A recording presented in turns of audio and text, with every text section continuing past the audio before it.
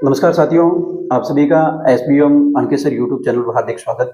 और आज के डेली हिस्ट्री डोज में हम आज 25 फरवरी का जो इतिहास देखेंगे। 25 फरवरी के दिन इतिहास में कौन कौन सी घटनाएं घटित हुई, तो हमारा बिंदु रहेगा आज 25 फरवरी का। 25 फरवरी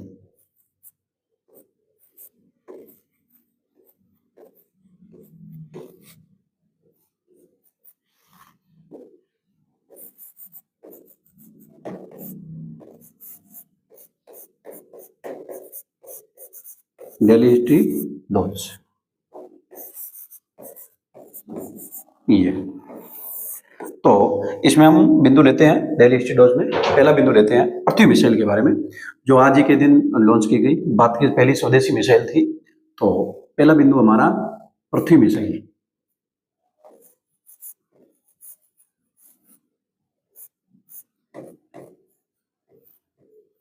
पृथ्वी मिसाइल, हाँ, तो याद रखना ये सतह से सतह पर मार करने वाली जो कम दूरी की बैलिस्टिक मिसाइल थी। और ये 25 फरवरी के दिन ही, आज ही के दिन लॉन्च की गई थी, और ये भारत की पहली स्वदेशी मिसाइल थी। तो इसके बारे में थोड़ा लिख लेते हैं हम। तो 25 फरवरी देखें 1988 को। 25 फरवरी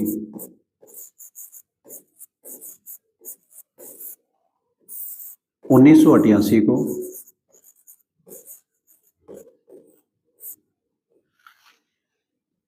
भारत की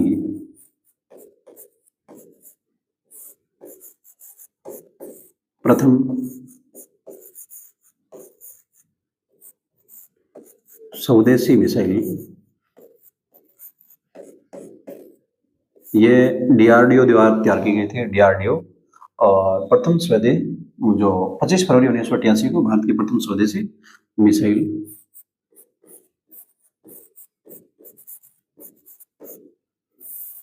का सफल परीक्षण किया गया।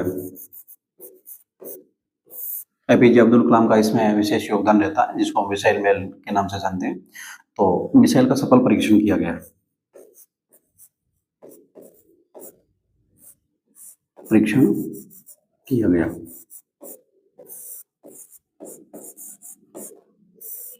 ठीक है, और नेक्स्ट हम देखते हैं, इसमें और भी लिख लेते हैं हम। यह है कम दूरी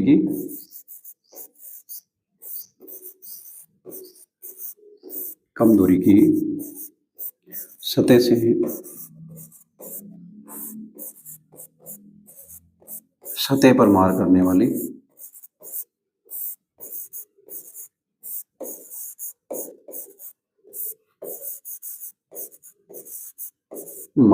वाली बैलिस्टिक मिसाइल है।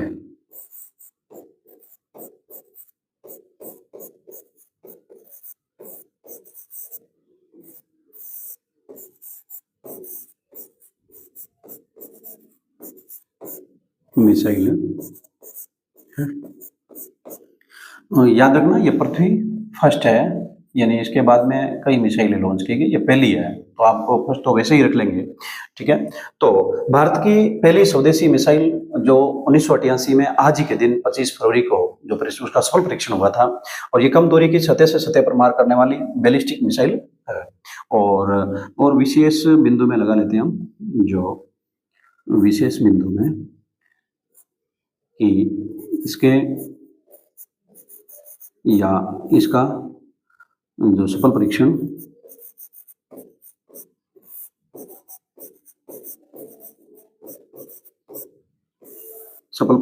श्री हरिकोटा से किया गया।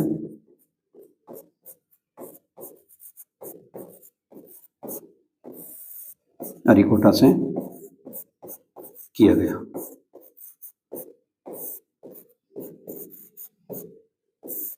हो गया।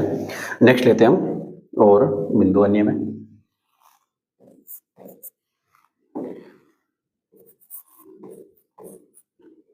इस मिसाइल परीक्षण में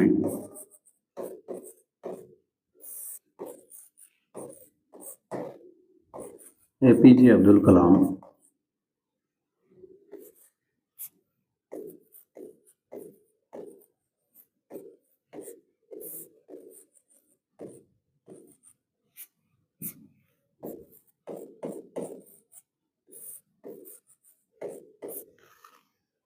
कलाम का विशेष योगदान रहा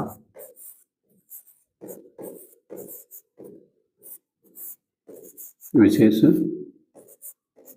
योगदान रहा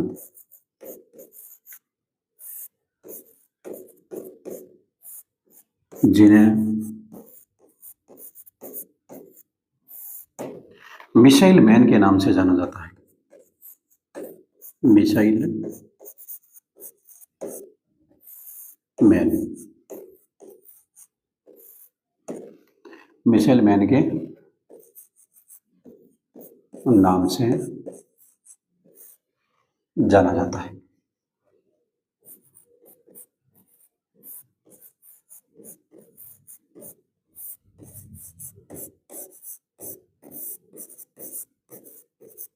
हो गया। जो इस मिसाइल का जो विकास करने वाली या निर्माण करने वाली विकास करने वाली संस्था, विकास करने वाली संस्था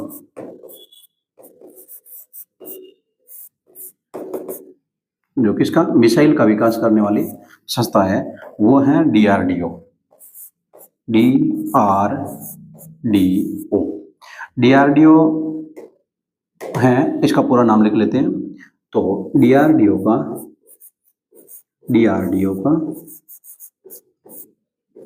पूरा नाम, डीआरडीओ का पूरा नाम। अब डीआरडीओ का पूरा नाम क्या है? रक्षा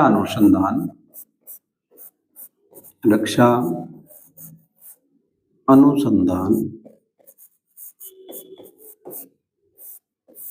एवं विकास संगठन। विकास संगठन, ये याद रखना आप। तो हमने पृथ्वी मिसाइल के बारे में देखा है कि किस प्रकार पृथ्वी मिसाइल जो भारत की प्रथम स्वदेशी मिसाइल बनी है और जो सतह से सतह पर मार करने वाली एक बैलिस्टिक मिसाइल थी जो कम दूरी की थी। और साथ ही हमने इसके बाद में पृथ्वी 2, पृथ्वी 3 इस प्रकार जो मिसाइल है उसको परीक्षण कर लिया होगा।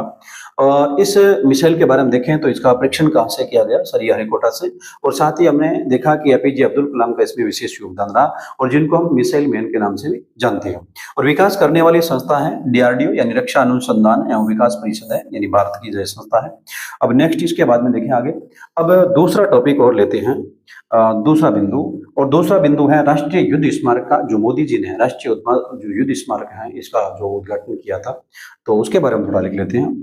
तो 2 नंबर बिंदु रखते हैं, राष्ट्रीय युद्ध स्मारक।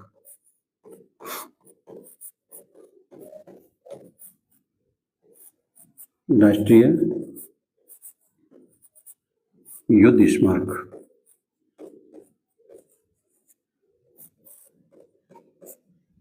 अब राष्ट्रीय युद्ध स्मारक के बारे में देखा जाए तो इसका उद्घाटन कब किया गया, और साथ ही हम देखें तो इसका उद्घाटन कब किया,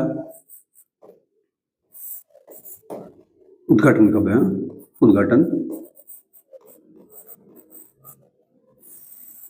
और उद्घाटनकर्ता,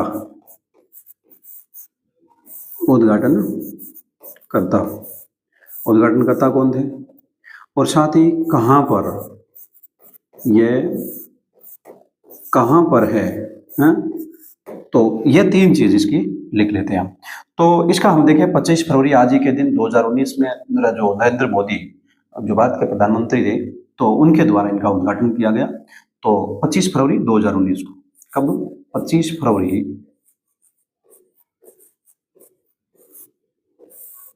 फरवरी 2019। तो उद्घाटन कौन थे? तो माननीय प्रधानमंत्री, माननीय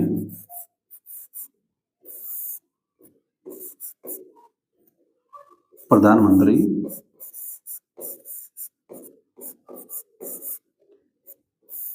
नरेंद्र मोदी,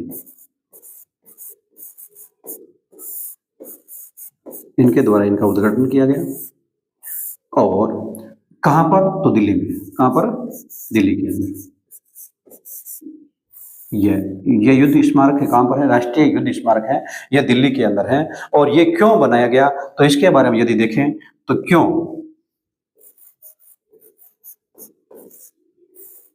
क्यों तो इसका आंसर है शहीदों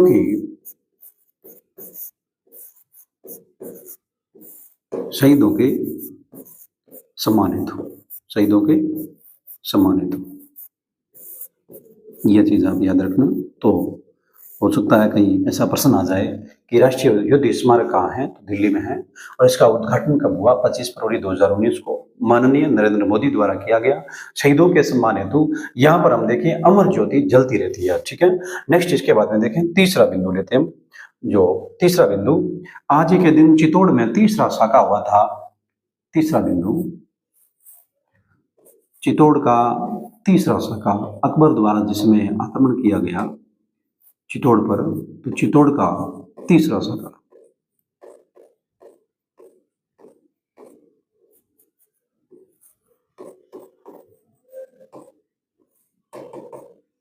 अब चित्तौड़ का तीसरा साका की बात आए तो यह कब हुआ? तो 25 फरवरी 1568 को। कब हुआ? 25 फरवरी 1568 को। 25 फरवरी 1568 को यह साका हुआ। और दूसरी बात लिखें, इस समय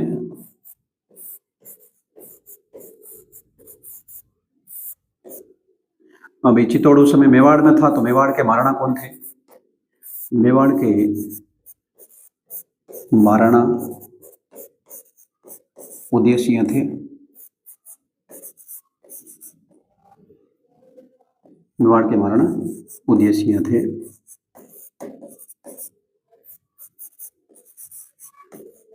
ठीक है। और नेक्स्ट आप देखें तो इसमें थोड़ा हम पृष्ठभूमि समझ लेते हैं। अकबर ने जिसमें चित्तौड़ पर आक्रमण किया उस समय मेवाड़ के शासक थे महाराणा उदय सिंह। जो हमने लिखा महाराणा उदय सिंह। महाराणा उदय सिंह क्या करते हैं, जैसे ही आक्रमण की सूचना मिलती है तो ये जो पहाड़ियों में चले जाते हैं। और यहाँ पर हम देखें तो अपने जो सेनापति है जयमल फत्ता, जयमल मेड़तिया और फत्ता सिसोदिया, उनको यहाँ पर रखते हैं। यानी कहने का मतलब है दुर्ग का कार्यभार है फत्ता सिसोदिया को सौंपा गया, जो सिसोदिया शाखा से थे, इन्हीं के जो खानदान से थे। और अब होता यूं है कि अकबर यहाँ पर क्या करता है, जो आक्रमण करता है, तो ये लोग केसरिया करते हैं। केसरिया कौन करता है? जयमल और फत्ता, यानी फत्ता सिसोदिया है, उनके नेतृत्व में केसरिया होता है। और वैसे जयमल साथ में ही थे। और साथ में हम देखें इसके बाद में, यदि कोई जोर जो होता है केसरिया के साथ में जोर, यदि केसरिया और जोर दोनों साथ में होंगे तो क्या होगा? उसको शाखा बोलेंगे। तो जोर है वो किन के नेतृत्व में हुआ? फूल कंवर के नेतृत्व में, जो फत्ता सिसोदिया की धर्मपत्नी थी। तो ये थोड़ा हम लिख लेते हैं। तो अकबर के आक्रमण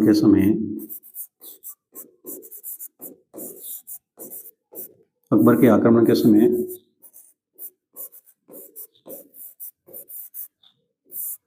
महाराणा उदय सिंह ने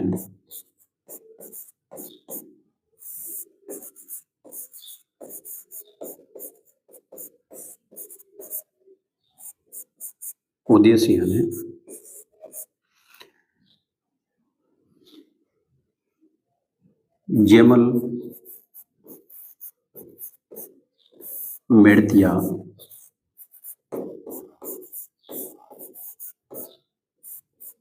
एवं फत्ता सिसोदिया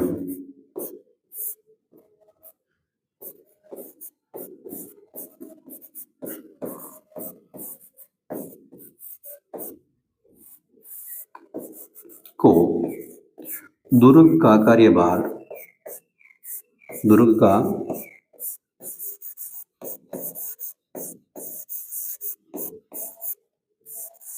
कार्यभार सौंपा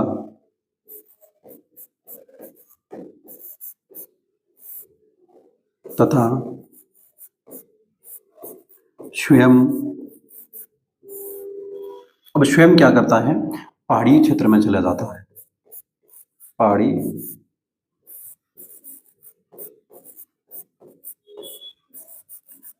क्षेत्र की ओर चले गए।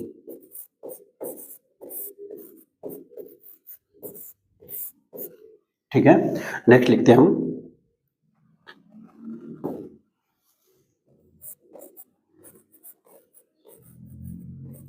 अकबर के इस आक्रमण के समय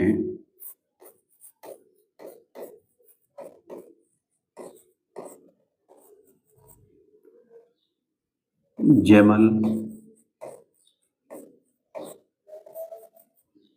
भत्ता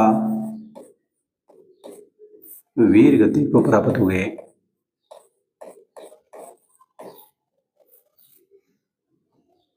वीर गति को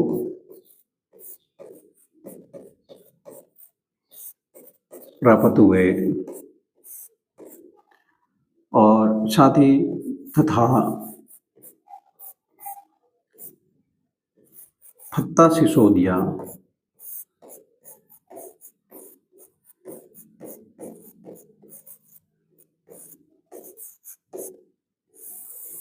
की धर्मपत्नी फूलकुंवर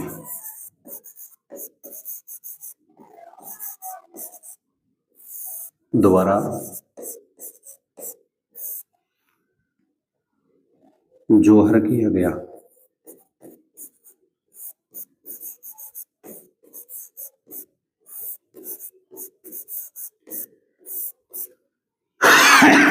ये अकबर के समय आक्रमण जयमल भत्ता जो वीरगति को प्राप्त होते हैं, अकबर के इस आक्रमण में जयमल भत्ता वीरगति को प्राप्त हुए तथा भत्ता सिसोदिया की धर्मपत्नी फूलकुंवर द्वारा जोर किया गया। देखें, अब ये जो जोर किया गया ये, और साथ में ये जो जयमल और भत्ता है ये वीरगति को प्राप्त हुए, ये हुआ केसरिया। क्या हुआ? केसरिया। और ये दोनों साथ में होते हैं ना तो वह होता है साका, जिसको हम क्या बोलते हैं? साका। ठीक है, तो ये यहाँ तीसरा साका हुआ है। अब आप कहेंगे सर पहले दो साके कौन कौन से हुए हैं, तो याद रखना, उसके बारे में थोड़ा नोट विशेष लगा के जो लिख लेते हैं हम। नेक्स्ट विशेष,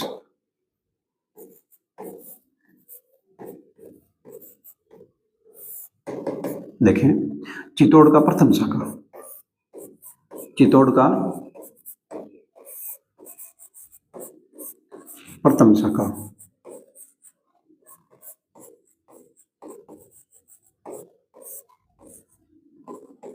अब चित्तौड़ का प्रथम शाखा हुआ उस समय देखें, या जो मेवाड़ के महाराणा कौन थे? मेवाड़ महाराणा रतन सिंह, रावल रतन सिंह, रावल रतन सिंह। बात है 1301 की। कब की है? 1301 ईस्वी की। और जो आक्रमणकारी था वो था अलाउद्दीन। आक्रमणकारी वो कौन था? अलाउद्दीन।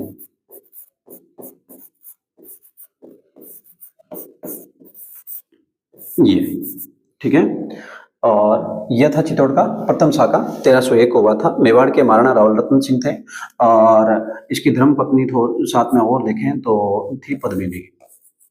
पद्मिनी, हाँ, ये ठीक है, हो गया। और इसके बाद में आगे देखें, जो दूसरा शाखा है उसके बारे में और लिख लेते हैं।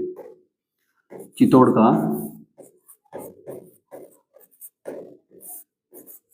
का दूसरा शाखा,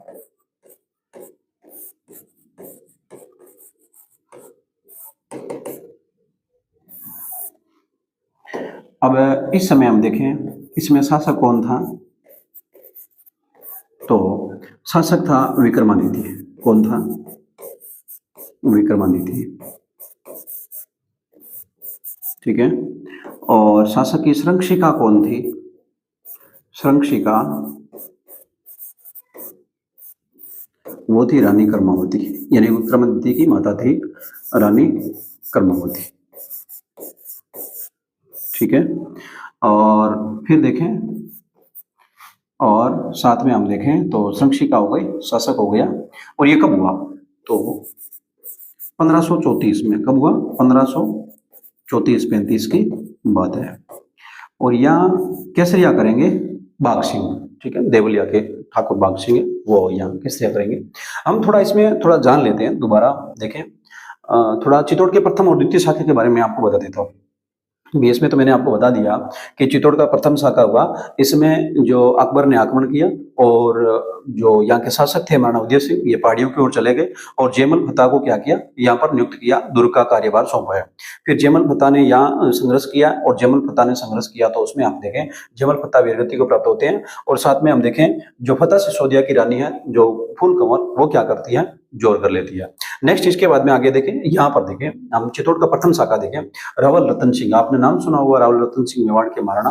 अब रावल रतन सिंह एक बार जैसे बताया जा रहा है कि चित्तौड़ में बैठे थे और उस समय आप देखें तो रानी जो पद्मिनी है, ये क्या करती हैं, कोई तोता है, वो तोता बैठा है, पद्मिनी उन्हें पूछती है कि मेरे जैसा कोई सुंदर है, कोई संसार में दुनिया में है क्या, ऐसा कुछ चलता है।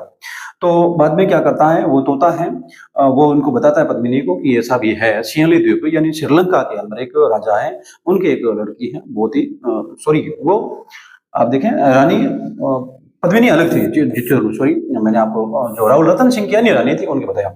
तो फिर क्या होता है, रावल रतन सिंह तोते के साथ में जाते हैं, पद्मिनी को सिंहली द्वीप से प्राप्त करते हैं, जो गंधर्वसेन की पुत्री थी, और फिर पद्मिनी को लेके आते हैं, ठीक है। अब हुआ यूं, जो पद्मिनी को लेके आ गए, पद्मिनी के साथ में से जो इनके गोरा और बादल आते हैं, गोरा और बादल, कौन आए, गोरा और बादल हो गया। अब गोरा और बादल आए, अब पद्मिनी जगह वो दरबार में आ जाती है। अब इसमें एक बात यूं होती है कि पद्मिनी बहुत ही खूबसूरत बताई जाती है और इन्हीं रावल रतन सिंह के दरबार में एक राघव चेतन नाम का एक जो तांत्रिक रहता था, और उस पर थोड़ा ऐसा शक हुआ रावल रतन सिंह, तो रावल रतन सिंह ने भी प्रशासनिक कोई मान लो ऐसी कोई कमी नहीं रह जाए कि राघव चेतन कोई अंदर की जो आंतरिक दुर्ग की या मान लो प्रशासन की जो गतिविधियां हैं वो बाहर नहीं बताते, ऐसा इनको थोड़ा लगा ऐसा कि कुछ गड़बड़ कर रहा है, तो राघव चेतन को वहां से निकाल दिया गया। तो राघव चेतन अब वहां से क्या करता है, राघव चेतन, इस राघव चेतन को कौन निकालता है, ये रतन सिंह। तो ये किसके पास जाता है, अलाउद्दीन के पास में। ये दिल्ली जाता है और दिल्ली जाके अलाउद्दीन को उकसाता है, अलाउद्दीन को बोलता है कि इस प्रकार है, वहाँ एक खूबसूरत रानी है, आपको आक्रमण करना चाहिए। और ऐसे करके अलाउद्दीन, वैसे तो आप देखिए अलाउद्दीन ने अपनी सामरिक दृष्टि से, वैसे देखिए चित्तौड़ है, अब सामरिक दृष्टि से महत्वपूर्ण था, इसी का अटैक किया था, लेकिन कुछ कथाएं जुड़ जाती है। तो मलिक मोहम्मद जायसी ने 1540 में जो लिखी थी पद्मावत, उसमें भी ऐसी कुछ घटनाओं का वर्णन है। अब आप देखें अलाउद्दीन ने क्या किया, पहले अटैक किया चित्तौड़ पर, लेकिन सफल नहीं हो पाई, दोबारा अटैक किया, दूसरी बार में जैसे ही सफल हुए तो उसमें आप देखें वो सफल तो फिर भी नहीं हुए। तो इन्होंने क्या किया, रतन सिंह को ऐसे बताया जाता है कि रतन सिंह को बोला कि मैं दुर्ग हटा लूंगा लेकिन रानी का एक बार मुझे चेहरा दिखा दे। तो फिर बता रहे कि प्रतिबिंब, जल प्रतिबिंब दिखाया गया। तो उस समय धोखे से रतन सिंह को अलाउद्दीन ने क्या किया, कैद कर लिया और चले गए, यहाँ से लेके। गोरा बादल ने इसमें वापस एंट्री मारी उसमें, और गोरा बादल ने क्या किया, यहाँ पर 1600 जो राजकुमार या मान लो जो वीर योद्धा है, ये सारे शामिल हुए, 1600 लोग शामिल हुए वीर योद्धा, और ये अपने हाथों में तलवार लेके पालकी में बैठे, और फिर उनको जो पकड़ने वाले, जो पालकी को उठाने वाले 4 लोग और, अब सोच लो आप कितने लोग होंगे, तो लगभग 8000 की सेना हो जाएगी, 1600 पालकियों के अंदर है, 4-4 और हैं, तो 1600 से 8000 के आसपास लोग हो जाएंगे। ये सारे क्या हुए, वहां गए दिल्ली, और दिल्ली गए, अलाउद्दीन को बुलाया, अलाउद्दीन को बोला भी देख रतन सिंह को छोड़ दे तो, और हम 1600 जो ये सहेलियों के साथ में हम पद्मिनी को लेके आए हैं, और ये आपको सुपुर्द करते हैं, और आप क्या कीजिए, आप रतन सिंह को, हमारे राजा को छोड़ दीजिए। अलाउद्दीन अब मूर्ख बन गया। अलाउद्दीन ने सोचा कि हकीकत में 1600 सहेलियां आई हैं और प्लस पद्मिनी आई है, छोड़ देते हैं। अब जैसे ही रतन सिंह को छोड़ा तो वो 1600 योद्धा वो खड़े हो गए और अलाउद्दीन से संघर्ष किया, अलाउद्दीन से संघर्ष किया, बहुत भयंकर युद्ध हुआ। रतन सिंह यहाँ से वापस आ गए। अब अलाउद्दीन को गुस्सा हो गया, अलाउद्दीन वापस आया और चित्तौड़ आक्रमण किया। उस समय रतन सिंह वीरगति को प्राप्त हुए, पद्मिनी ने क्या किया, जोर कर दिया। ये कहानी थी, और वो मैंने पहले जो अन्य रानी के बारे में बताया, थोड़ा देख लेना, लेकिन पद्मिनी है या श्रीलंका के गंधर्वसेन की पुत्री थी, ये याद रखना, ठीक है ना। और ये सारी कहानी एक तोते के पीछे जुड़ी हुई है, देख लेना। नेक्स्ट इसके बाद में आगे देखिए, ये दूसरा शाखा, इसमें क्या होता है, आप जानते हैं रानी कर्मावती को, जो मायू को राखी भेजी है। तो रानी कर्मावती है ना, रानी कर्मावती, अब आपने संगा के बारे में सुना होगा, बात 1534 की है, 1526-27 के अंदर आप खानवा का जो युद्ध, बयाना का युद्ध, आपने नाम सुना होगा। चंद्रिका युद्ध। तो बाबर के साथ में सांगा ने युद्ध किया और युद्ध में यह वीर गति प्राप्त हो गई, ये आपने सुना। तो सांगा के निधन के बाद में, इनके बाद में यदि कोई शासक बनेगा तो कौन बनेगा? विक्रमादित्य है। लेकिन रानी, आप देखें वहां पर एक थोड़ा नाम और आता है, रतन सिंह नाम का एक कोई व्यक्ति है जो उनकी हत्या भी हो जाएगी, लेकिन आपको ऐसे समझ लिया विक्रमादित्य एक शासक हुआ। विक्रमादित्य शासक हुआ तो इनकी जो सांगा की पत्नी, धर्मपत्नी यानी रानी, जो रानी कर्मावती यानी विक्रमादित्य की माता है, ये क्या करती है, जो यहाँ संरक्षिका बनती है। अब होता यूं है, एक आक्रमणकारी है, मैंने यहाँ नहीं लिखा आक्रमणकारी, आक्रमणकारी ये गुजरात का शासक था, गुजरात का शासक बहादुर शाह है, गुजरात का शासक बहादुर शाह। अब बहादुर शाह क्या करता है? आक्रमण करता है। और बहादुर शाह आक्रमण करता है तो अब आप देखो, बहादुर शाह आक्रमण करेगा, उसमें क्या होगा? बहादुर शाह पहले आक्रमण करता है, उसमें रानी कर्मावती इनको कुछ क्षेत्र दे देती है और कुछ मान लीजिए कोई स्वर्ण आभूषण वगैरह वो ऐसे देके इसको छुड़ा लेते हैं इनका पीछा। लेकिन होता यूं है, गुजरात का बहादुर शाह निकम्मा था, ये वापस आक्रमण कर देता है। और वापस आक्रमण करना है तो अब रानी कर्मावती ने सोचा कि बार बार आक्रमण करने लगे हैं, इसका मतलब हमें कुछ करना होगा। तो विक्रमादित्य को ननिहाल भेज दिया गया। अब विक्रमादित्य को तो भेज दिया, अब पीछे स्वयं रही। और इसने क्या किया, अब अपनी जो पन्नादाई वगैरह आई है तो उनको बोला कि मेरे बेटों का आप ख्याल रखना, और मैं क्या करूंगी, अब जोर करूंगी। तो रानी कर्मावती ने जोर करने से पहले हुमायूं से एक बार जो राखी भेज के और हम देखें सहायता भी मांगी थी, लेकिन हुआ यूं कि हुमायूं ने थोड़ी देरी कर दी। अब 1534-35 में यहाँ पर यह जोर हुआ है, और साका मैंने बताया कि एक ठाकुर जो बाघ सिंह नाम के व्यक्ति थे, उन्होंने यहाँ केसरिया किया, और इस प्रकार यह चित्तौड़ का जो दूसरा शाखा संपन्न हुआ। तो हमने अभी जो आज तीसरे शाखा के बारे में जो विशेष तौर से पढ़ा है, ये आप थोड़ा देख लेना। चित्तौड़ का तीसरा शाखा किस प्रकार 25 फरवरी 1568 की बात है। और आज के लिए बस इतना ही दोस्तों। इसी प्रकार जो आप हमारे साथ बने रहे और आपका स्नेह और विश्वास सदैव यूं ही बना रहे। धन्यवाद।